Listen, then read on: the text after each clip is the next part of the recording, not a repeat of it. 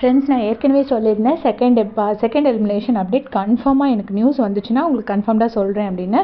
But very unfortunately Deepak அண்ணா தான் eliminate ஆகிருக்காரு. ரொம்ப அழகாக விளையாண்டுருந்தாரு. நான் பொதுவாக சேனல் பாலிடிக்ஸ் பண்ணி யாரையும் வெளியே அனுப்பிச்சாங்க அப்படின்னு சொல்லும்போது நான் பொதுவாக நம்ப மாட்டேன். ஆனால் இந்த வாட்டி உண்மையிலே எனக்கு ரொம்ப கஷ்டமாக இருக்குது. ஏன்னா தீபக் அண்ணாவுக்கு ஓட்ஸ் வராமல் இருக்கிறதுக்கு சான்ஸே இல்லை. அவர் ஒரு டிசர்விங் ஃபைனலிஸ்ட். அதுலேயும் டாப் 3ல் அவர் நான் உண்மையிலே ஆசைப்பட்டேன் ஜாக்லினோ தீபக்கோ தான் அந்த ரன்னர் பிளேஸ்க்கு வரணும் அப்படின்னு. நான் 2 பேரும் ரொம்ப டிசர்விங், ரொம்ப ரொம்ப ஃபைட் போட்டிருக்காங்க ஸ்டார்டிங்கில் இருந்து. ஆனால் அன்ஃபார்ச்சுனேட்லி தீபக் அண்ணா அவ்வளோ ஒரு 1 வீக் முன்னாடினாலுமே அவர் ஃபைனல் வீக் வரல அப்படிங்கிறது ரொம்ப ரொம்ப கஷ்டமாக இருக்குது.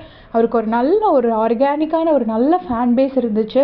மேபி அவரோட ஏஜ் மேட்ச் ஆகலைங்கிறதுனாலையோ என்னவோ தெரியல, அவருக்கு கொஞ்சம் ஓட் பேங்க் மட்டும் கம்மியாக இருந்தது. ஏன்னா எப்பயுமே நம்மளோட ஏஜ் குரூப்பில் இருக்கிறவங்க கூட ஈஸியாக நம்ம கனெக்ட் ஆகும். அது மாதிரி அவரோட ஏஜ் குரூப்பில் இருக்கிறவங்க ஓட்ஸ் போடுறதுக்கு கொஞ்சம் இன்ட்ரெஸ்ட் கம்மியாக காட்டியிருப்பாங்க அப்படின்னு நான் நினைக்கிறேன். என்ன ரீசனோ தெரியல. ரொம்ப ரொம்ப அன்ஃபார்ச்சுனேட்டாக இருக்குது. நிறைய பேர் சொல்கிறாங்க விஜய் விஷாலை சேனல் சேவ் பண்ணிட்டாங்கன்னு. பட் அவருக்கு டான்ஸ் வீக் அவருக்கு ரொம்ப ஃபேவரபுளாக இருந்துச்சு. அவருக்கு நிறைய ஓட்ஸ் வந்துச்சு. பட் பவித்ராவா தீபக் அண்ணாவான்னு கேட்டால் எனி டே எனக்கு தீபக் அண்ணா தான் மோர் டிசர்விங் அப்படின்னு நான் ஃபீல் பண்ணியிருந்தேன்.